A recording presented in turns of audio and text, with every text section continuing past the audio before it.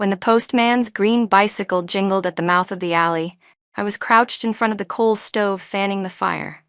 The flames licked the bottom of the aluminum pot, and the millet porridge I had prepared for my mother-in-law simmered with a soft hiss. Hearing someone call out, I hurriedly wiped the soot from my hands, my heart pounding as I rushed outside. Family of Michael Lynn, transfer order. The postman handed me a thick brown envelope.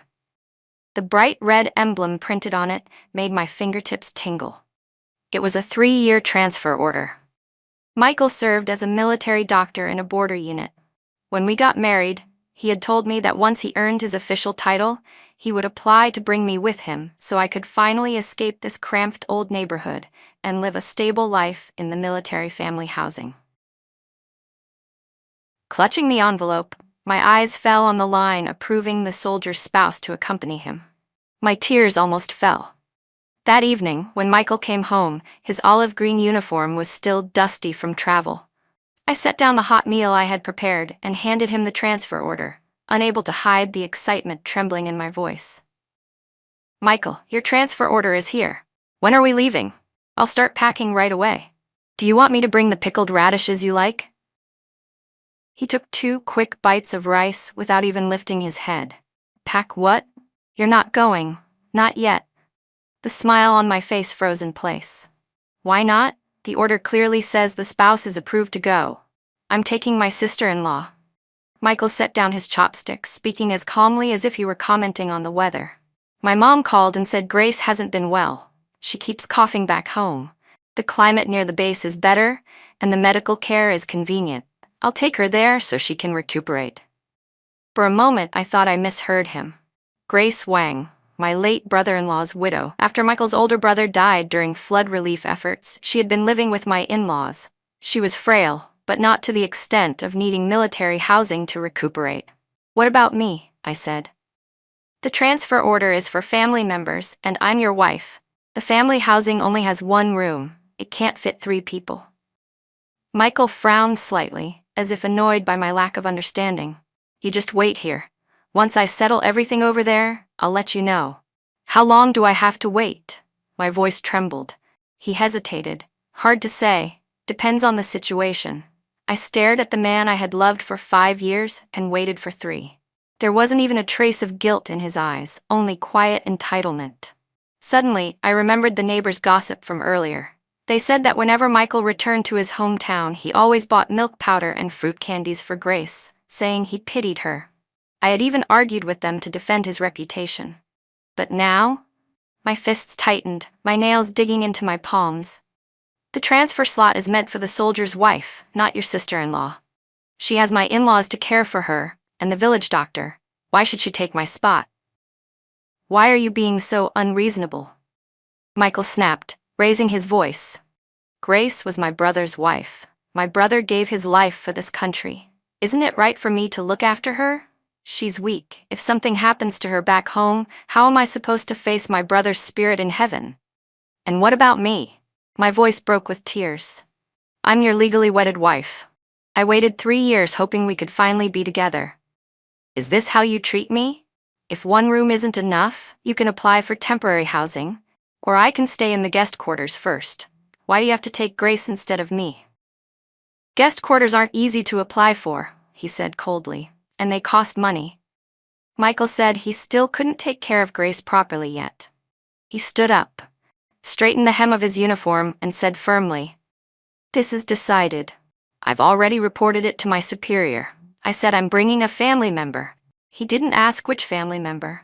His words felt like an ice pick stabbing straight into my chest. So he had planned all of this from the very beginning. From start to finish, he never intended to take me. The family member he spoke of was never me at all. Michael, do you have feelings for Grace? I glared at him. That question had been rolling in my throat for a long time before I finally forced it out. His expression darkened instantly. He lifted his hand as if he wanted to hit me, then held back at the last second. Instead, he snapped viciously. What nonsense are you spouting? Do you think I'm that kind of man? If you keep making trouble like this, don't expect this marriage to go on peacefully. Then he turned and stormed out, the door slamming so loudly the dishes on the table shook. I collapsed into the chair, staring at the meal he had barely touched. My tears finally burst free. The transfer order lay on the table, its bright red lettering looking even harsher under the light.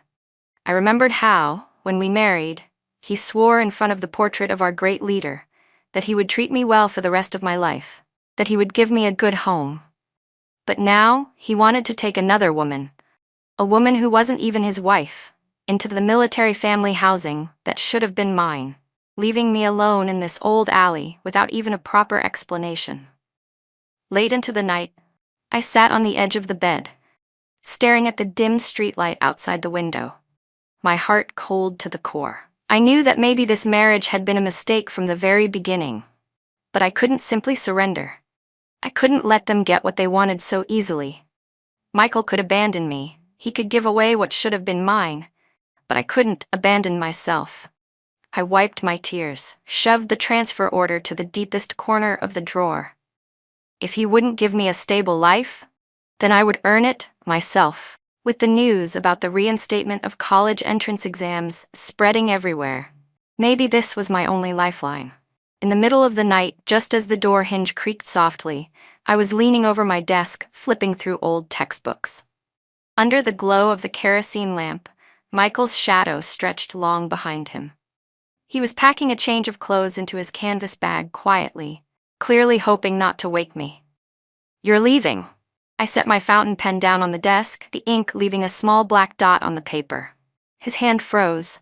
When he turned around, his face was expressionless. "The unit is rushing me. I have an early train tomorrow morning." "You're not even going to discuss it with me?" I stood up and walked toward him, studying him under the lamplight. 3 years in the military had carved a hardness into him and shaved off the last bit of warmth he once had for me. "Or is it because, in your eyes, I don't even deserve to know your schedule anymore?" "Do you have to talk like that?" Michael tugged at his collar, impatience bleeding through his voice. "I told you, it's for taking care of Grace. Once I get settled over there." "Once you get settled," I cut him off, my voice quiet but crisp. "Are you planning to divorce me and bring Grace in as your new wife?" His face darkened completely. He grabbed my wrist with so much force it felt like he wanted to crush my bones. "Lisa, don't push your luck. You think you can say things like that? If word gets out, what will happen to my career?" "So your future matters," I said, yanking my arm free. A red mark immediately rose on my skin. "But my reputation doesn't?" "The neighbors already talk," I continued. "They say every time you go back to your hometown, you're always buying things for Grace, fussing over her more than you ever fuss over me. Last time she caught a cold, you rode 20 miles in the middle of the night just to buy fever medicine for her. I once had a fever of 104 degrees, and you told me you were busy on base and wouldn't even make a single phone call." Those words had been pressed inside my chest for too long, and when they finally came out, my throat tightened painfully. Michael's face turned pale, then flushed red. His mouth opened, but after a long moment, he only managed to squeeze out, "That's different. Grace, she's the widow of a fallen soldier. So because of that, you think you can throw your own wife aside and devote yourself to supporting her?" I pressed forward, refusing to let him retreat. "Michael, look me in the eyes and tell me, are you really just sympathizing with her, or is there something else in your heart?" "There's nothing," he suddenly roared, grabbing the enamel mug on the table and smashing it onto the floor. Shards flew across the tiles, one slashing the hem of my pants and leaving a thin cut on my skin. "Lisa, I'm warning you," he growled. "Stop making trouble. Taking Grace with me is justified and honorable. Everyone in command knows about my brother's sacrifice. They'll only praise me for being loyal to family. If you know what's good for you, stay home and don't cause problems." "Honorable?" I let out a bitter laugh as tears spilled down my face. "Using my transfer quota to take another woman to reunite with you, is that what you call honorable? Michael Lynn, you make me sick." His face darkened to an ugly shade of iron. He jabbed a finger toward the door and shouted, "Get out. I don't want to look at you." I wiped my tears away and straightened my spine. "This house came from my dowry. If anyone's leaving, it's you." He froze for a second, clearly not expecting the always compliant me to push back. After a few seconds of silence, he grabbed his canvas bag and spat out, "Lisa, Don't regret this. The door slammed again, and this time, I knew he wasn't coming back. The moon outside slipped behind the clouds, and the room was left with nothing but the crackling of the kerosene lamp. I crouched down and picked up the broken pieces of enamel mug one by one. Even when the shards sliced my fingertips, I barely felt the sting. Just before dawn, a soft knock sounded at the courtyard gate. I thought Michael had returned, but when I opened the door, there stood Grace Wang, wearing a faded blue cotton jacket, her eyes red, a cloth bag dangling from her hand. "Sister," she said softly, her voice trembling with tears. "Michael told me you two argued. It's all my fault. If my son hadn't been born weak, none of this would have happened. These are insoles I made for Michael. Could you give them to him for me? I won't go see him. It'll only upset you." Standing there so fragile and helpless, she made me look like the unreasonable villain. I stared at her seemingly innocent eyes, and suddenly remembered catching her a few days ago slipping a handkerchief to Michael, embroidered with a pair of mandarin ducks, even more delicate than the ones I sewed for him. "You don't need to stand outside," I said calmly as I stepped aside. "Michael already left. I'll mail the insoles to him, but there's something I need to make very clear." She stiffened slightly. "Michael is my husband. The transfer quota belongs to me. If you go with him to the base, it won't be proper, and it won't be justified. You'd better think this through." Grace's face drained of color. Her fingers tightened around the cloth bag until her knuckles turned white. "Lisa, I'm only going to get medical treatment, nothing else." "It had better be just that." I took the bag from her, my voice turning cold. "It's getting late. You should head back before my in-laws start worrying." She opened her mouth like she wanted to say something, but in the end she bowed her head and walked away. Watching her leave, I tossed the bag onto the table, my heart completely numb. Michael's cruelty, Grace Wan's act, all of it, finally made me see the true nature of this whole situation. I stopped crying.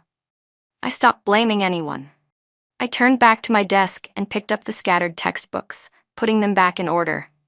They were the books Michael's older brother had used before he died, covered in his dense handwritten notes. He sacrificed himself to save others. His spirit shouldn't be something Michael uses for his own benefit.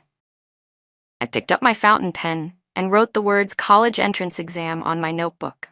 This time, I wasn't doing it for anyone else, only for myself.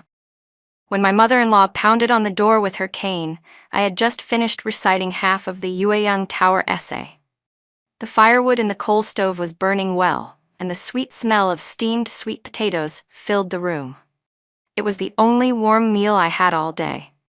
Ever since Michael left with Grace, my mother-in-law had taken out all her resentment on me, saying I couldn't keep my husband, that my heart was blacker than the bottom of the pot. She cut off my food supply and wouldn't even let me use water from the shared well. "Lisa, get out here." Her cane thumped hard against the doorframe. "Michael wrote from the base. He said you're unfilial, said you dared to throw away Grace's things. How did I raise such a useless daughter-in-law?"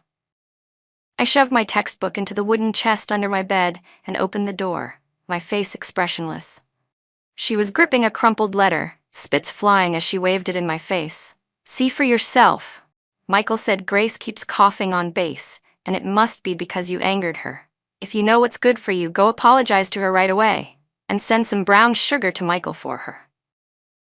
I took the letter. Michael's handwriting was messy, the entire page talking about how fragile Grace was and how much care she needed. Not a single word about me. At the end, he added one line: "Lisa has a stubborn temper. Please be patient with her, Mom," as if he was still trying to look like a considerate husband. "There's no need for an apology," I said calmly, "and I don't have any brown sugar." I handed the letter back. "Michael took my transfer quota. He took another woman to live in the housing meant for me. Now he has the nerve to accuse me? If Grace is unwell on base, maybe you should ask Michael whether he's taking good care of her. Don't bother me. You've gone too far." My mother-in-law shook with rage, her cane trembling. "Michael is your husband. Grace is the widow of a martyr. Serving her is your duty." "I can't serve her," I said coldly. I stepped sideways, blocking her attempt to push into my home. "This house was part of my dowry. If you make a scene again, I'll go to the neighborhood committee and let them decide whether I'm unfilial or whether Michael is the one acting shamelessly." She choked on her words, her face turning a dark shade of purple. She stomped her foot and cursed, calling me an ungrateful wretch before storming off.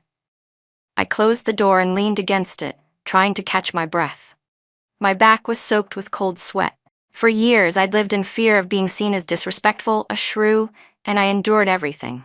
But endurance never earned understanding. It only encouraged people to push me further. Life truly was hard. With my mother-in-law cutting off all support, I survived on the few ration tickets my family sent me. My meals were nothing more than sweet potatoes and pickled vegetables. At night, I didn't dare feed the stove too much, and my hands would go numb from the cold. Even holding a pen made it shake. The old alleyway was full of people who loved to gossip. They whispered behind my back, saying I got abandoned by my man but still pretended to be strong, that aiming for college was delusional. I ignored all of it and poured every minute into studying. Michael's brother's textbooks were worn from how often I flipped through them. His notes filled every corner of the page, with tiny red stars marking certain lines, his goals from when he dreamed of attending a military academy. Whenever I couldn't push myself anymore, I would touch those red stars and remember what he looked like on the flood rescue front lines. He had been willing to risk his life for his beliefs. So what did my suffering amount to in comparison?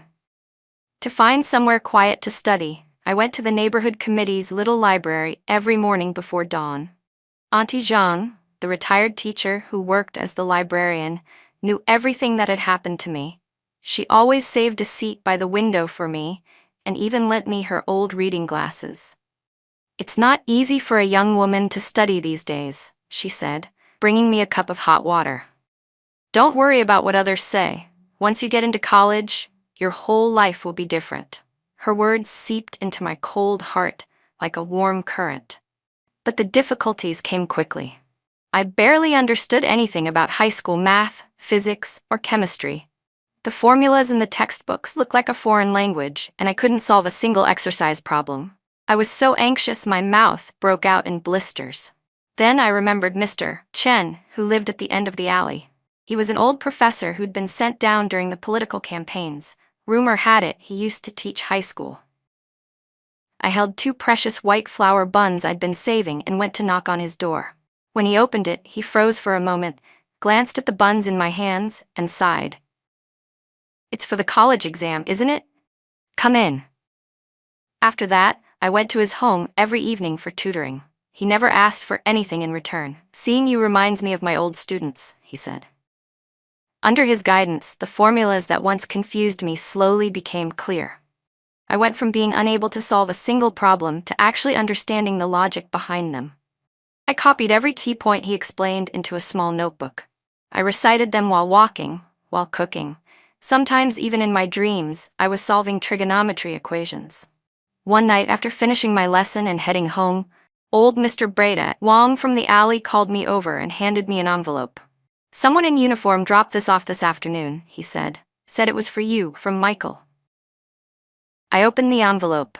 There was no letter, only a divorce agreement and a remittance slip for 50 yuan. Michael's signature sprawled across the page in a bold, showy flourish. The date was 3 days ago. I stared at that signature for a few seconds. Then I laughed. He was even more impatient than I had imagined, probably afraid I would delay him and tarnish his noble reputation at the base. I picked up my pen and wrote Lisa in the signature line with steady strokes. No hesitation, no regret. Just relief. Pure, unburdened relief. I didn't touch the 50 yuan. I put the money and the divorce papers into the wooden chest, right next to the transfer order he had stolen from me. The next morning, I tucked my formula-filled notebook under my arm and went back to the library. Sunlight spilled through the window onto my textbook, gilding the characters with a faint golden glow. Mr. Chen walked in and handed me a yellowed workbook for physics and chemistry. "These are my old teaching notes, take them." When my fingertips touched the warm, worn pages, my eyes burned. "Thank you, Mr. Chen." "Don't thank me," he said, patting my shoulder. "If you must thank someone, thank yourself. As long as you don't give up, there's always hope." I nodded and opened the notebook. reading carefully. Outside, sparrows chirped, and the vendors in the alley shouted their prices, but none of it reached me. My world was only textbooks, formulas, and the dream called the college entrance exam. I knew the road was hard, but if I kept walking, I would eventually see the light. As summer arrived, the weather grew hotter and the library felt like a steamer. I usually stayed until dusk before heading home, partly to enjoy Auntie Jean's electric fan a little longer, and partly to avoid the alley's gossip. Ever since the divorce papers, my mother-in-law had been telling everyone I was ungrateful and heartless, that I'd abandoned Michael myself. I heard it so often my ears grew numb. That day, after my tutoring session, it was already past 7. The setting sun stretched the street into a long golden path. The sycamore leaves along the roadside had been scorched limp by the heat, and the constant shrill of cicadas made my heart feel uneasy. With my heavy textbooks on my back, I walked along the moat toward home. The road was quiet and rarely used, but it saved me nearly 2 miles. When I reached the old locust tree at the corner, 2 young men suddenly jumped out from behind it, both with bleached yellow hair and cigarettes dangling from their mouths. One of them stepped in front of me, blocking my way. He smirked and said, "Hey, little girl, all alone? Where you heading this late? Let Big Brother walk you." My heart tightened. Instinctively, I stepped back and hugged my backpack to my chest. "No need, my house is just ahead. Please move." "Move?" The other man stepped forward, reaching for my arm. "What's the rush? Stay and chat with us. Look at you. Backpack and everything. A student, huh? Must know a lot. Good time to teach us a thing or two." His hand was cold and rough. Terror shot through me, and I shook violently as I yanked my arm away. "Don't come near me. If you do, I'll scream." "Go on, scream." The yellow-haired man snorted, glancing around. "This place is deserted. No houses, no shops. Who's gonna hear you?" He grinned. "Be good and come with us. It'll be worth your while. Otherwise..." Before he finished, I turned and ran. But I'd barely taken 2 steps when one of them grabbed my arm hard from behind. My backpack fell to the ground, and my books scattered everywhere. I was scared and desperate, tears stinging my eyes, but I bit my lip hard, refusing to cry. Crying wouldn't help. It would only make them bolder. Just then, steady footsteps sounded behind us, followed by a sharp command, "Halt." The 2 thugs instinctively turned. Not far away, a pair of soldiers in uniform were walking toward us. Leading them was a middle-aged man whose shoulder insignia gleamed brightly in the sunset. He stood tall, his expression firm, his eyes sharp like an eagle's. When his gaze swept across us, the 2 men instantly turned pale. "Comrade officer." The yellow-haired man stammered and let go of my arm, trying to come up with an excuse. The officer ignored them completely. He strode toward me. "Comrade, are you all right?" His voice was deep but gentle. I shook my head and crouched down to gather my scattered textbooks. My fingers trembled from fear. The soldier behind him immediately stepped forward, barking at the 2 thugs and driving them away. They bolted like frightened rats. "Thank you, sir. Thank you," I said, bowing slightly as I stood up, my voice still shaking. He bent down, picked up my fountain pen from the ground, and handed it to me. His eyes flicked to the corner of my backpack, where the edge of a textbook was sticking out. He paused. "You're preparing for the college entrance exam?" "Yes." I nodded, my cheeks warming with embarrassment. He must have seen the mess I was in earlier. "This road isn't safe at this hour," he said, glancing at the sky, then at the thick textbooks in my hands. "Which direction are you heading? I can have my aide walk you part of the way." "There's no need to trouble you, sir." I waved my hands quickly. "My house is just ahead. Only a few minutes." He didn't insist. He simply took a small notebook from his pocket, wrote down a string of numbers, and handed it to me. "This is the phone number for the security division of the nearby military unit. If you ever run into something like this again, call this number directly, or go to the gate of the base and find the soldier on duty." I accepted the slip of paper, and when my fingers brushed his palm, warm and dry, I felt my heart settle a little. The handwriting on the note was neat and strong. At the bottom was a name, Ethan Zhao. I repeated it silently to myself and tucked the slip carefully between my textbooks. "Thank you, Commander Zhao. I'll remember it." "It's getting dark. Head home quickly," he said with the same gentle tone. "Studying for the exam is tough, but your safety matters too." I thanked him again and hurried forward with my backpack. After a few steps, I glanced back. He was still standing there, watching in my direction, and when he saw me turn around, he nodded once. A quiet warmth rose in my chest, and I quickened my pace until I reached home. Back in my room, I slipped the note with the phone number under the glass on my desk. Staring at the name Ethan Zhao, I couldn't calm myself for a long time. The fear from earlier slowly faded, replaced by a strange, unexpected sense of reassurance. Not every man in uniform was selfish and cold like Michael Lin. There were also people like Commander Zhao, steady, warm, and genuine. That night, I slept better than I had in a long time. No nightmares about Michael's cruelty, no images of Grace's act, no lingering terror from the thugs, only the gentle steadiness in Commander Zhao's eyes and his clear, firm handwriting. The next morning, the very first thing I did after waking up was take out the slip of paper and read it again carefully. Only then did I begin studying.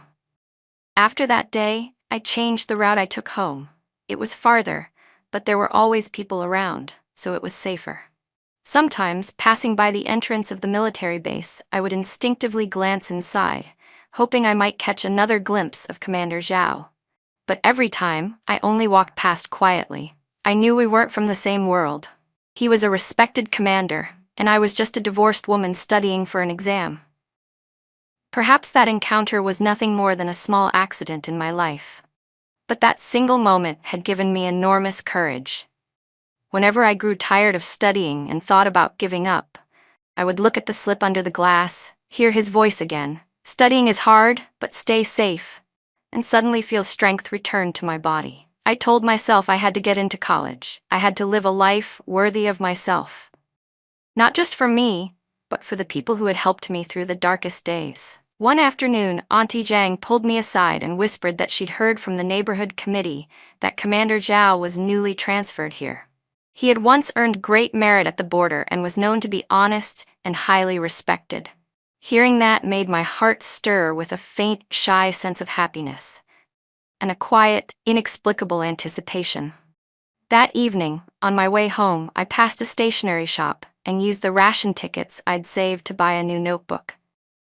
On the first page, I wrote the name Ethan Zhao, then quickly scribbled it out and replaced it with, "Stay true to your original heart, and you will reach your goal." I knew that, for now, the most important thing was the exam. Everything else was just a luxury, something I shouldn't dare hope for. What I didn't expect was that this seemingly small, accidental encounter would one day completely change the course of my life. The humid summer heat rolled into the room like a wave as I sat there, struggling over a physics problem. The wick of the kerosene lamp had burned too long, and the black smoke stung my eyes. Mosquito bites covered my arms in a line of red welts, and whenever I scratched them, yellow fluid seeped out. To save on electricity and kerosene, I always waited until the sky was completely dark before lighting the lamp. Studying under moonlight tasted more bitter than chewing on hard, dry sweet potatoes. "Lisa, are you home?"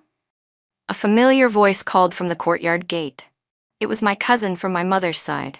She married into Lin City, and I'd heard she recently visited the military base to see her husband. She stopped by on her way back. I quickly gathered the textbooks spread across my desk and opened the door to let her in. She carried a bulging cloth bag, and the moment she stepped inside, she sighed. "What kind of life are you living now? You've gotten so thin." She opened the bag. Inside were several white flour buns, a small jar of pork lard, and a slightly worn synthetic fabric shirt. "I went to see your cousin-in-law at the base. Heard a lot of things in the family quarters. I came here specifically to tell you." My heart clenched. I knew exactly what she was about to say. Something about Michael Lin and Grace Wang. "That Michael? He made my blood boil," my cousin said, raising her voice as she sat on the edge of my bed. "I ran into one of his comrades' wives, and she told me Michael has been bragging every day. Says he put you in your place so well you don't dare cause trouble, and he claims bringing Grace with him is an act of kindness and virtue, and the officers all praise him for being loyal and righteous." My grip on my pen tightened. The tip pierced tiny holes into the paper. So it was true.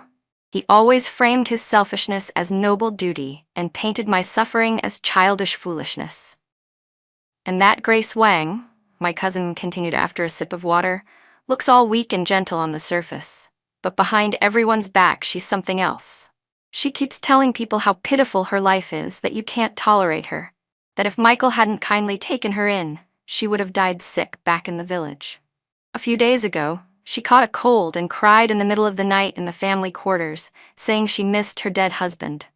She drew half the neighbors to Michael's place, and they all saw him fussing over her at her bedside, like you, his lawful wife, never existed at all. Every word felt like a needle driving into my heart, but unlike before, I didn't cry. I simply asked calmly, and Michael didn't think any of this was inappropriate? Inappropriate? My cousin scoffed. He's thrilled. With the reputation of caring for the widow of a martyr, he's getting close to the leadership. He even said that once Grace gets better, he'll ask someone to help him find a logistics position on base. Some sensible wives think he's eating from one bowl while eyeing another pot, but he doesn't care. I thought of the divorce papers, of how decisively Michael had signed his name. A laugh rose in my throat. Of course, he must have planned all of this long ago. My divorce made him look generous and righteous, clearing the path for him and Grace. Oh right, my cousin suddenly whispered, lowering her voice. I heard there's a newly transferred commander at the base, last name Zhao. Very upright, hates men with bad conduct. If Michael keeps this up, he might catch the commander's eye. My heart skipped. Commander Zhao? Could it be Ethan Zhao, the man who helped me by the riverbank? I think his name was Ethan Zhao, she said. He had several stars on his shoulder tabs, looked very impressive. My cousin nodded. But that has nothing to do with us. What matters now is that you get into college and cut ties with those rotten people once and for all. I nodded softly. I placed the buns she brought into a bamboo basket and carefully stored away the jar of pork lard. That jar would help me get through many nights of late studying. My cousin looked at the stack of textbooks on my table. She looked at me with distress and said, "It's too hard for you to study alone like this. Why don't you move back to your parents' house? Your mom and dad worry about you." I shook my head. No, cousin. The library is close by, and Mr. Chen is here. It's convenient for tutoring. Besides, if I go back home, who knows what Michael Lin and Grace Wong will say about me? I want to stay here, take the college exam, and show them what I'm capable of. My cousin knew my temperament and didn't push further. She left me 20 yuan and a few kilos worth of ration tickets and reminded me repeatedly to stay safe before she left. After seeing her off, I returned to my desk and looked at the slip of paper under the glass, the one with Ethan Zhao's name on it. Suddenly, I felt steadier, more grounded. Michael Lin thought he could climb higher by relying on fake righteousness and cheap sympathy. Grace Wong thought acting weak and pitiful would let her push me out and take what wasn't hers. But they forgot. These days, what truly mattered was real ability and moral integrity. Their good days wouldn't last long. I picked up my pen again, pushed aside my cousin's words, and focused on the physics problem in front of me. Under the glow of the kerosene lamp, my shadow stretched across the wall, tall and unwavering. The cicadas outside still screeched endlessly, but inside, I felt perfectly calm. I knew I was walking the right path. Hard as it was, it led toward the light. Later that night, I splashed my face with a basin of cool water, waking myself up. Then I opened the physics and chemistry workbook Mr. Chen had given me, turned to a new chapter, and continued reading with full concentration. Moonlight filtered through the curtains, shining across my textbooks, illuminating the road ahead. I believed that as long as I didn't give up, one day, I would stand somewhere far above Michael Lin and Grace Wong. Somewhere they would never reach. When the final day of the college entrance exam ended, my legs felt like jelly as I walked out of the testing room. 3 straight days of intense exams had drained nearly everything I'd built up over the last half year. When I exited the school gates, the sunlight was so bright I couldn't open my eyes. Only when I heard Auntie Zhang calling did I snap out of it. "Lisa, how'd it go?" She rushed over and handed me a bottle of cool boiled water. "I waited for you here forever." I took the bottle and gulped down half of it before catching my breath. "I think it went okay." I answered most of the questions. The days waiting for the admission notice were even more agonizing than studying. During the day, I worked a small job at the neighborhood office, folding matchboxes for a bit of pocket money. At night, I sat at my desk flipping through my brother-in-law's old notes, over and over, my heart twisting with anxiety. My mother-in-law still came by occasionally to complain, but after realizing I wouldn't respond, and hearing rumors that I might actually get into college, her tone softened. She even stopped cutting off my food supply. Then, one day near the end of July, the postman's green bicycle appeared once more at the mouth of the alley. This time, he shouted, "University admission letter for Lisa."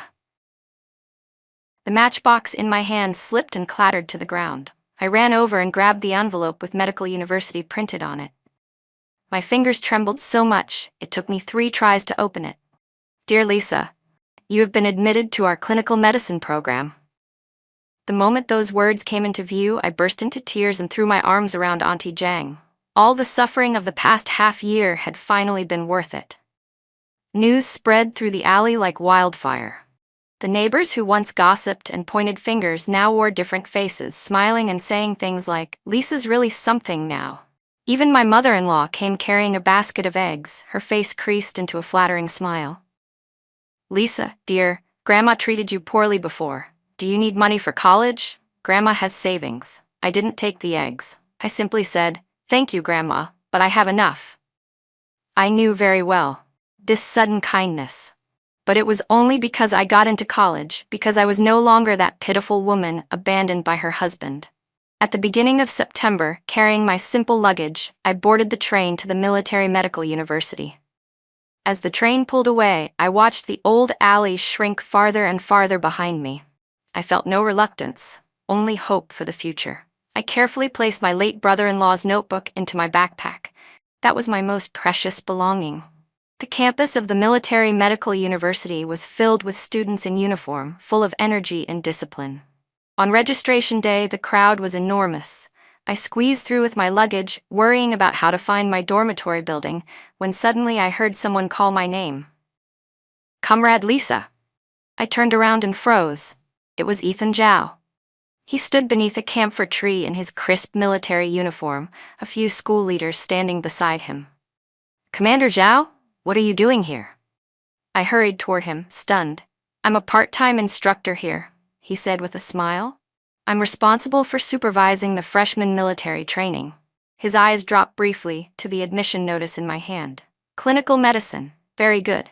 You still remember me?" I felt a little embarrassed. After all, he had seen me at one of my most helpless moments. I thought he would have forgotten by now. "Of course I remember." He took the luggage from my hand and lifted it onto his shoulder naturally. "You studied so hard and never gave up. That's admirable. Your dorm building is over there. I'll walk you." I quickly tried to decline, but he was already striding ahead. Along the way, he asked about my exam, my thoughts about the major I chose. His tone was warm, completely, without the aloofness of a military officer. As we passed the cafeteria, he even stopped to show me which windows had better food and what times were less crowded. The small details filled my chest with warmth. When we reached the dorm, he carried my luggage all the way to the 3rd floor. Fine beads of sweat appeared along his hairline. I took out a towel, wanting to hand it to him, but suddenly felt awkward. My hand was stiff when I finally offered it. He accepted it, wiped his forehead, and handed it back. "Military training is about to start," he said. "The intensity isn't small. If you feel your body can't take it, tell me. Don't push yourself." "Thank you, Instructor Zhao. I can handle it," I said, but my heart thumped like a little rabbit. He gave me a few more reminders before turning to leave. After taking a few steps, he looked back and added, "By the way, on campus, you don't need to call me Commander. Just call me Instructor Zhao." Military training was indeed grueling. Standing at attention, marching in step, every day, I felt like my bones were falling apart. One day, while standing at attention, my low blood sugar suddenly hit me. Everything went black, and I collapsed. When I woke up, I found myself lying in the infirmary bed. Ethan Zhao was sitting beside me, holding a cup of glucose water. "How do you feel?" He helped me sit up and handed me the cup. "I noticed your face looked off, so I brought you here right away." "Thank you, Instructor Zhao." I took a sip. The sweet liquid slid down my throat and warmed my chest instantly. From now on, keep some candy in your pocket." His gaze was full of concern. "You pushed your body too hard studying. You need to recover properly now." From then on, Ethan Zhao seemed to look after me. Sometimes intentionally, sometimes unintentionally. During training breaks, he would hand me his canteen. In the cafeteria, he would help me get a serving of braised pork. During evening room checks, he would ask if there were any classes I didn't understand. His steadiness, his thoughtfulness, his respect, like a warm ray of sunlight, began melting the layers of ice around my heart. I started looking forward to training each day, looking forward to seeing him. Sometimes just catching sight of him from afar gave me an indescribable sense of peace. I knew my feelings for him had shifted, from gratitude to admiration to something dangerously close to affection. But I didn't dare say anything. I was a divorced woman, and he was a respected military instructor. The distance between us felt impossibly large. On the last day of military training, the school hosted a celebration event. Ethan Zhao went on stage to sing "We Soldiers." His voice was powerful, and the audience erupted into applause. Sitting there under the stage lights, watching him shine, I silently promised myself that I would study hard enough to become someone who deserved to stand beside him. The courses at the Military Medical University were even more intense than in high school. Anatomy, pathology, pharmacology, each subject pressed down on me like a mountain. I spent my days shuttling between classrooms, the library, and the lab, often half-running even on my way to meals. Seeing how hard I pushed myself, Ethan Zhao often reminded me to balance work and rest. "Your health is your foundation," he said. And his concern wasn't just empty words. Every afternoon, he would swing by the cafeteria and bring me a bowl of hot chicken soup. He claimed it was from the base cafeteria and that he didn't like the taste. But I knew he had set it aside just for me. I refused a few times, but he said, "You're going to be a doctor. If you can't take care of your own body, how will you take care of patients?" So I had no choice but to accept. Drinking the warm soup, I felt warmth spreading inside me too. One afternoon when I had no classes, I was in the library searching for reference materials when my cousin suddenly called. His tone had a hint of schadenfreude. "Lisa, guess what? Something happened with Michael Lin." My fingers paused on the receiver. "What happened?" "It's that woman, Grace Wang, of course." My cousin's voice crackled clearly through the line. "She's been causing trouble non-stop ever since she followed him to the base. At first she claimed she wasn't used to the environment, coughing and running fevers every day. Michael took leave several times to take care of her, missing multiple important consultations. The leadership isn't pleased." I stayed silent and listened. "And that's not all," he continued. "She just can't stand seeing others doing well. The wife of Dr. Lee next door got pregnant. Everyone congratulated her.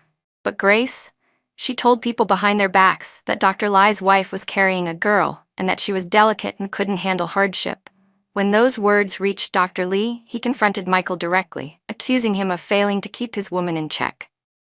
I thought of Grace's frail, innocent act. I hadn't expected her to be so skilled at stirring up trouble behind the scenes. "That's not even the worst," my cousin lowered his voice. "Lately she's been crying to Michael non-stop, saying she misses her late husband, saying she doesn't feel safe living on base. She's asking Michael to request that her brother-in-law's pension be transferred entirely to her. She even wants Michael to buy her an apartment in the city." "Michael doesn't have that kind of money," I said quietly. "Exactly." When he tried explaining that to her, she started crying, saying Michael had changed, that he was betraying her late husband's memory. I could imagine Michael's predicament perfectly. He'd used Grace to polish his reputation, and now that reputation had trapped him like a cage. "He's a mess now," my cousin sighed. "People on base are talking about him behind his back, saying he invited a wolf into his house, that he ruined his own reputation. Last time he reported to the leadership. He even got reprimanded by his superior, who told him to prioritize his work and handle his personal relationships properly. Now he regrets everything. Regrets it so badly his guts must be twisted into knots. When he called my cousin, he kept saying he never should have brought Grace Wang to the base in the first place. Hearing the word regret didn't stir the slightest ripple in my heart. When he abandoned me without hesitation and chose Grace, he should have expected a day like this. Oh right, my cousin added suddenly. I heard from someone at the base that the commander looking into conduct issues, the one named Zhao? That's Ethan Zhao. If Michael keeps making a mess, he'll probably get reported. Since you're in the same school with him, you better be careful. Don't get dragged into anything. I understand. Thanks, cousin. I hung up the phone, my heart surprisingly calm. There was nothing improper between me and Ethan Zhao. His concern for me was the guidance of a senior toward a junior, the recognition of a righteous man toward someone who was working hard. There was nothing in it for others to twist. That evening, Ethan Zhao came to the university to give us a military theory lesson. After class, he called me over. I heard your cousin called you, he said. I froze for a moment, then nodded. Yes. He told me about Michael and Grace. Don't pay attention to them. Ethan Zhao looked straight at me, his gaze firm. Focus on your own path. Study well, everything else doesn't matter. The military has its rules. Whoever breaks them will be handled accordingly. I know. I looked at him, then suddenly gathered the courage to ask, Instructor Zhao, do you think it's shameful that I divorced Michael Lin? He blinked, then shook his head, his voice unusually serious. Divorce is not shameful. Ending an unhappy marriage is a wise decision, not a mistake. You did nothing wrong. The ones who are wrong are those who don't know how to cherish others, those who are selfish. His words washed over me like warm water, dissolving the last bits of inferiority lingering inside me. My eyes burned, and I nearly cried. I quickly lowered my head. Thank you, Instructor Zhao. Silly girl, he said with a gentle smile. He reached into his pocket and handed me a fruit candy. Don't overthink things. You've got anatomy class tomorrow. Go rest early. I took the candy, unwrapped it, and placed it on my tongue. The sweetness spread across my taste buds, warming me from the inside out. Watching Ethan Zhao's back as he walked away, I made a silent promise to myself. I would work even harder, not only to excel academically, but also to be brave enough to pursue my own happiness. A few days later, my cousin brought more news. Grace Wong had gotten into a fight in the military family housing. Apparently, she had stolen a silk scarf someone left out to dry. She got caught red-handed but refused to admit it, crying and thrashing like a child, claiming people were bullying her because she was a martyr's widow. When Michael arrived, his face was pale.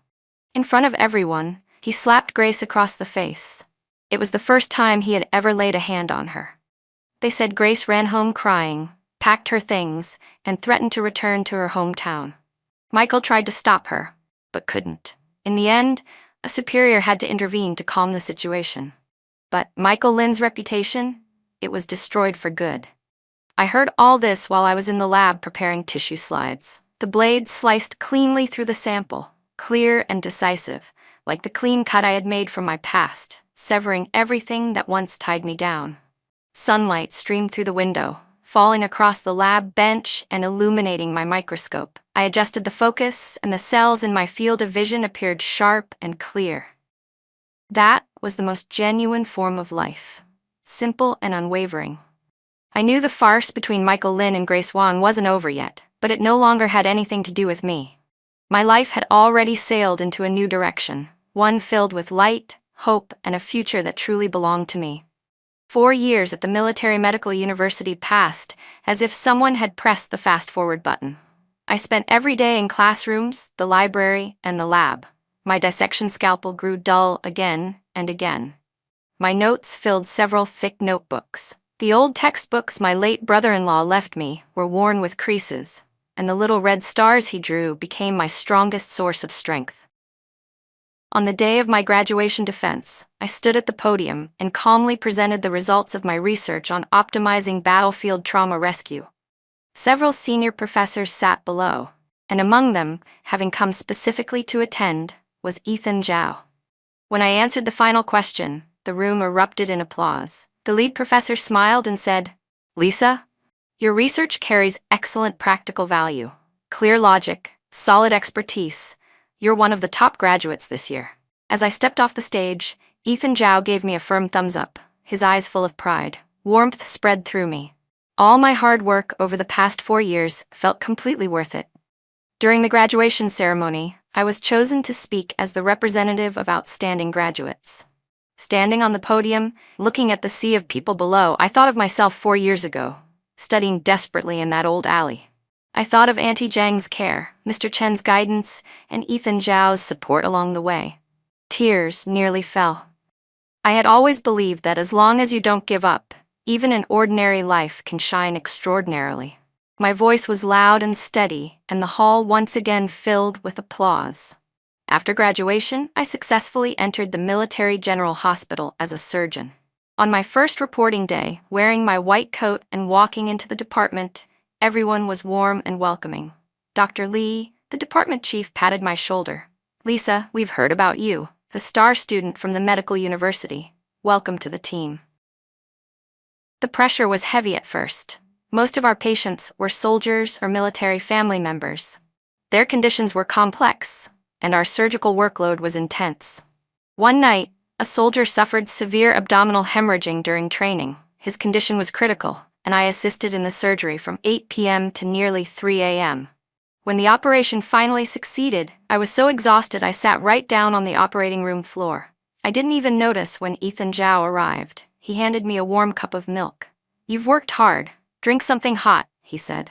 I took a sip. Warmth spread from my stomach to my whole body. "Thank you, Commander Zhao." I looked up at him, my eyes full of fatigue but also pride. "The surgery was successful. I knew you could do it." He sat beside me, his voice gentle. "You've always been exceptional, in school and at work." After that, we saw each other more and more. Sometimes he came to inspect the department, and each time he'd quietly bring me something to eat. When I worked late, he'd drive me back to the dorm. When I hit professional obstacles, he would help me seek out experts or information. My colleagues noticed. They would joke privately, "Dr. Lisa, Commander Zhao treats you differently." I never admitted it out loud. But my heart had already begun to ripple. I knew my feelings for him had long surpassed gratitude, yet I still hesitated. I was a divorced woman, and he was a respected military commander. I was afraid our relationship would attract rumors. The turning point came on a rainy night. I was on the night shift and had just finished performing an emergency appendectomy. The surgery went smoothly. When I got off work at dawn, rain was pouring outside. I hadn't brought an umbrella and was standing at the hospital entrance, unsure what to do. A military vehicle pulled up in front of me. The window rolled down. It was Ethan Zhao. "Get in. I'll take you back." He handed me an umbrella. Inside the car, it was warm. Rain beat against the windows, crackling like static. As we approached my dorm building, Ethan Zhao suddenly said, "Lisa, there's something I've wanted to tell you for a long time." My heart tightened. My pulse jumped instantly. "From the first time I met you by the riverbank," he said, turning toward me with calm seriousness, "I felt you were a strong and courageous woman. Watching you grow these past 4 years, from a student preparing for exams to an excellent doctor, it has made me both proud and happy." He paused, gaze deep and steady. "I know your past, but none of it was your fault. My feelings for you aren't impulsive. They're the result of careful thought. Lisa, will you be my wife?" Tears flooded my eyes before I could stop them, blurring everything. I nodded hard, choking out, "Yes, I'm willing." He reached out and gently held my hand. The warmth of his palm wrapped around mine, giving me a feeling of absolute safety. After our relationship became official, it didn't cause much gossip. Everyone knew I worked hard and had strong professional skills, and everyone also respected Ethan Zhao's integrity and character. Dr. Li, our department director, even joked, "You two are a perfect match, talented man and beautiful woman, both pillars of the military." Our parents supported us as well. My mom and dad made a special trip to the base. When they met Ethan Zhao, they couldn't stop smiling. My father held his hand tightly. "Zhenbang, our Lisa has suffered a lot in the past. We're entrusting her to you." Ethan Zhao nodded solemnly. "Please rest assured, I'll treat her well. I won't let her suffer even a little." Even my former mother-in-law changed completely after hearing I was marrying him. She suddenly brought me a jade bracelet, claiming it was a family heirloom. "Lisa, Grandma was wrong before. Don't blame me. You've found such a good home now. Grandma is happy for you." I accepted the bracelet, not because I forgave the past, but because I finally let go of it. Our wedding was simple, held in the military cafeteria, We invited family, friends, and colleagues. Ethan Zhao wore his crisp military uniform. I wore a white wedding dress. Surrounded by blessings, we exchanged rings and promised a lifetime together. Married life was peaceful and full of warmth. Ethan Zhao was attentive in every detail. No matter how busy he was, he always came home to eat with me. When I worked late, he left a light on so I wouldn't return to darkness. At work, we supported each other's goals. He encouraged me to pursue my specialization, and I reminded him to take care of his health. My colleagues often said they envied me, that I had succeeded in both love and career. I knew none of this came easily. Those difficult years had shaped me. Those who helped me had warmed me. And most of all, Ethan Zhao's love pulled me completely out of the shadows of my past and allowed me to embrace a brand new life. That day, I had just finished a surgery. After taking off my surgical gown, Dr. Lee walked over with a smile. "Lisa," he said, "I've got good news for you. The research project you applied for has been approved. You can really spread your wings now." A burst of joy rose in my chest. I quickly thanked him. Leaving the operating room, sunlight streamed through the windows and fell across my white coat, warm and gentle. I lifted my head and looked outside. The sky was a brilliant blue, dotted with clouds, clear and bright, just like my mood. I knew this was only the beginning of the most exciting chapter of my life. After becoming part of the core surgical team at the Military General Hospital, my days were full and steady. I spent my time moving between the wards and the operating room. The sense of saving lives, of making a difference, washed away the last traces of the shadows from my past. Ethan Zhao remained as attentive as ever. On weekends, we would go to the market together. He cooked, I read. Sometimes we strolled through the military family compound, chatting with neighbors. Life was simple, but rich with warmth and belonging. One day, after finishing a complicated gallbladder removal surgery, I returned to my office and took a sip of water. Nurse Xiao Zhou suddenly rushed in, eyes sparkling with gossip. "Dr. Lisa, I just ran into old Zhang from logistics downstairs. He said a military doctor from another unit is visiting today, and he specifically asked to see you." "To see me?" I blinked. I didn't know any military doctors from other units. "I think he said his name was Michael Lin." "He said he was your old acquaintance." The name Michael Lin dropped into the calm lake of my heart like a small stone, stirring faint ripples. I never expected him to come find me after all these years. "Where is he?" I asked, keeping my voice steady. "In the reception room on the first floor. Old Zhang is with him. Should I tell him you're busy?" "No need." I shook my head. "I'll see him. After all, we did know each other once. Let's hear what he wants." I changed into a clean white coat, straightened my collar, and headed downstairs. Before I even reached the reception room, I heard his voice, still carrying remnants of the old arrogance, though worn down by fatigue. When I pushed the door open, Michael Lin was sitting on the sofa. His military uniform was faded and worn, the same rank insignia he'd had years ago. Clearly he hadn't advanced much. Old John immediately stood up when he saw me. "Dr. Lisa, you're here." Michael turned toward me, his eyes widening, shock flashing across his face. Complicated emotions flickered there. Surprise, disbelief, and something that looked like regret. He clearly hadn't expected me to look like this. My white coat fit neatly against my straightened posture. Confidence and professionalism rested naturally on my face. I was no longer the young woman who once cried in that old alley. "Lisa," he said, standing up. His voice sounded dry. "Dr. Michael," I replied, extending my hand politely. "Long time no see." His hand was cold and rough, the complete opposite of Ethan Zhao's warm, steady grasp. He seemed unsettled by my formality. Pulling his hand back quickly, he blurted, "I didn't expect you to be this accomplished now." "I only did what I should have." I gave him a small smile and sat down across from him. "So what did you come to see me about? Are you here to exchange medical experience, or is there something else?" Michael opened his mouth. For a moment, it looked like he didn't know where to begin. Old Zhang, noticing the awkwardness, stepped in to smooth things over. "Dr. Michael is part of the visiting medical exchange group this time. Yesterday, when we were chatting, we mentioned Dr. Lisa. You told him you're the youngest core surgeon in our hospital. He said he knew you before and wanted to come see you." I glanced at Michael Lin. His eyes darted away, clearly showing he didn't come just to see me. I didn't press him. I simply lifted the glass of water on the table and took a sip. After a few minutes of shallow, insignificant medical conversation, Michael suddenly shifted the topic.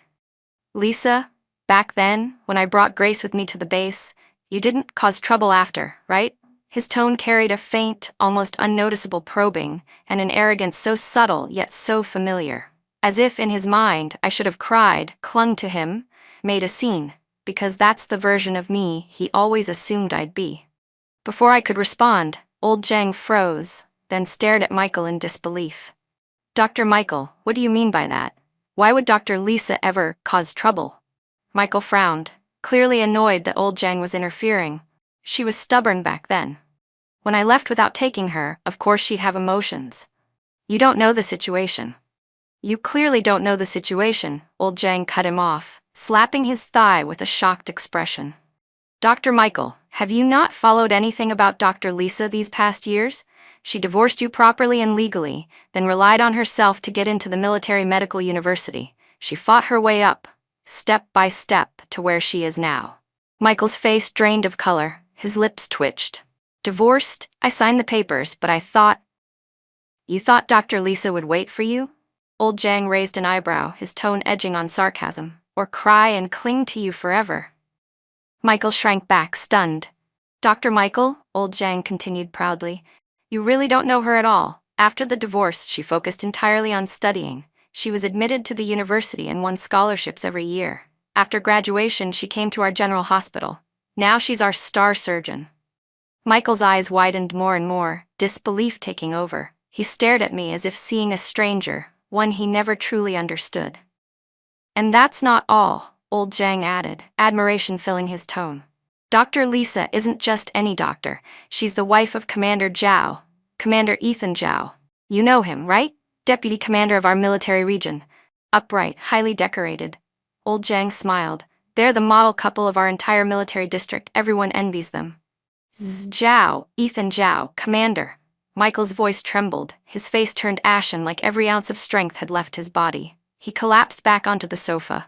He must never have imagined that the woman he abandoned so easily, so carelessly, would one day become the wife of a man far above him, someone he could never hope to reach.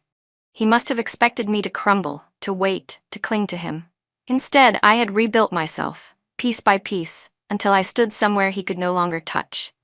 Watching him sit there, lost and hollow, I felt no pleasure, no revenge. Only a quiet realization of how far I had come. All the bitterness of the past had long been carried away by the wind. To me now, Michael Lin was nothing more than a familiar stranger.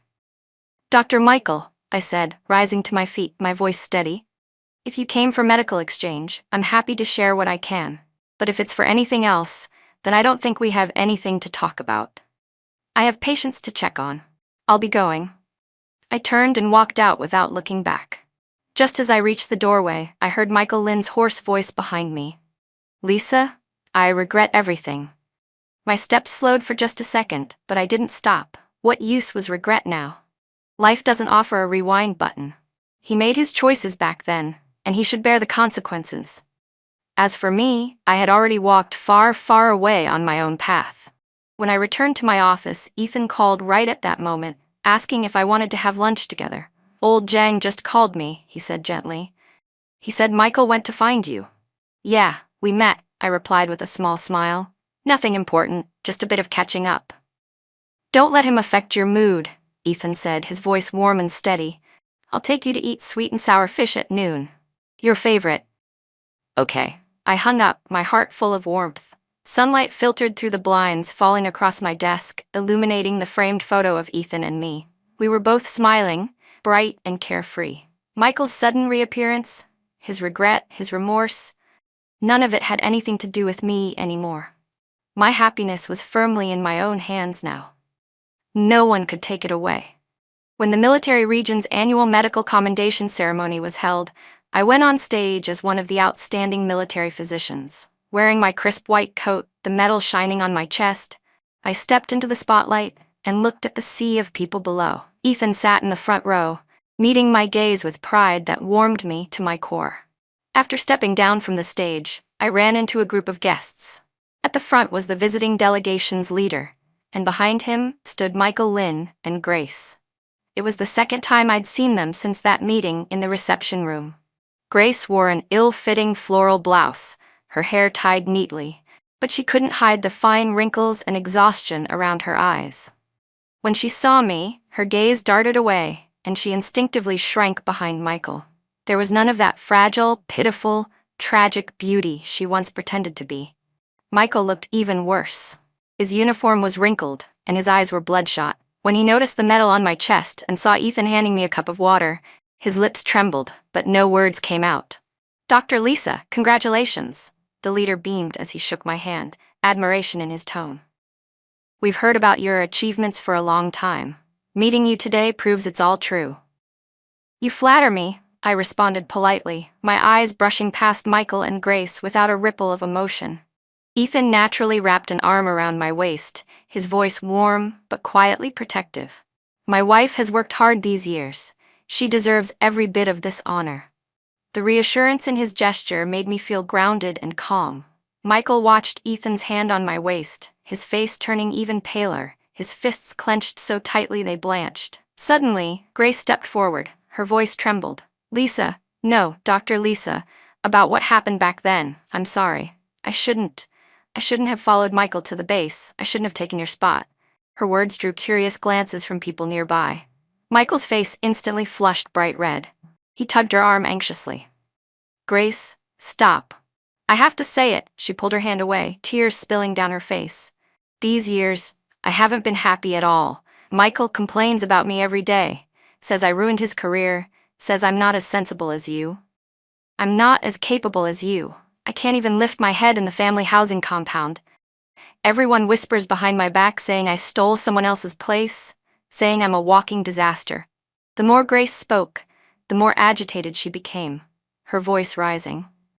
"I thought following Michael would give me a good life. But he never cared about me. All he ever wanted was to use my brother's legacy to climb higher. Now that he has no hope of promotion, he blames everything on me. I've had enough." Michael's face went stiff, turning from green to pale. He looked like he wanted to shout at her, but the delegation leader shot him a warning glance, stopping him in his tracks. People around us were whispering, their looks full of scorn and ridicule. Grace turned to me, tears streaming down her face. "Dr. Lisa, I know it's too late to say this now, but I really regret it. If I hadn't followed Michael back then, if I hadn't been so greedy, maybe we all would have lived better lives." I stared at her tear-stained face, feeling absolutely nothing. "Grace," I said calmly, "we all walk the paths we choose, and we all bear the consequences that come with them. I let go of the past a long time ago. Your life has nothing to do with mine." Ethan gently patted my back. He nodded politely to the delegation leader. "We have other matters to attend to. We'll take our leave." He led me away, leaving Michael and Grace under the weight of everyone's judgment. Outside the hall, warm sunlight fell across my shoulders like a soft embrace. "Don't take it to heart," Ethan said, lacing his fingers through mine. "They're only suffering the results of their own choices." "I know." I smiled. "I'm happy now. There's no reason to let irrelevant people affect my mood." After the ceremony, we heard that Michael and Grace left the military district that same day. Later, Old Zhang told us that Michael had been sent back to a small township clinic in his hometown because of repeated misconduct and work issues. Grace went back to the countryside with him. They argued constantly, and their days were a mess. As for me and Ethan, our lives stayed steady and joyful. I continued to grow in the surgical field. The research project I led won a national award, and I became a well-known surgical expert, both in the military region and across the country. Ethan was promoted to commander and continued to serve on the front line of national defense. We supported each other and grew together. When we had time, we visited my hometown. The old alley had been renovated. Aunt Zhang and Mr. Chen were both still there. They beamed whenever they saw us. Ethan's mother, still fairly healthy, would always say, "Lisa, you've truly made something of yourself. I'm proud of you, sweetheart." I'd bring her supplements and chat with her for a while. All old resentments had long faded with the passing years. Once, I took some of my medical students to a township clinic for a teaching visit. From afar, I spotted Michael. He wore a slightly yellowed white coat, his hair already streaked with gray. He was taking a patient's blood pressure, his movements rusty and tired. He saw me too. His gaze flickered with a swirl of emotions. But in the end, he simply lowered his head and pretended not to see me. I didn't call out to him. I just kept walking with my students. Watching the patient suffering from illness, I felt my resolve grow even stronger. To heal the wounded. To honor my youth. To keep moving forward. By the time the sun set, our work was done. We got on the returning vehicle. The scenery slid past the window as we drove. I leaned against Ethan's shoulder. My heart felt completely at peace. Looking back, those days when I was abandoned and misunderstood were truly hard to endure. But it was exactly those difficult years that tempered my will, taught me how to be strong, and taught me to rely on my own effort to fight for the life I wanted. I didn't drown myself in resentment.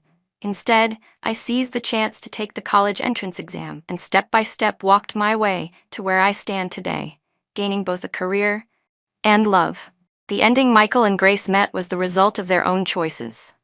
And I, with my own hands, rewrote my fate and became the kind of person I wanted to be.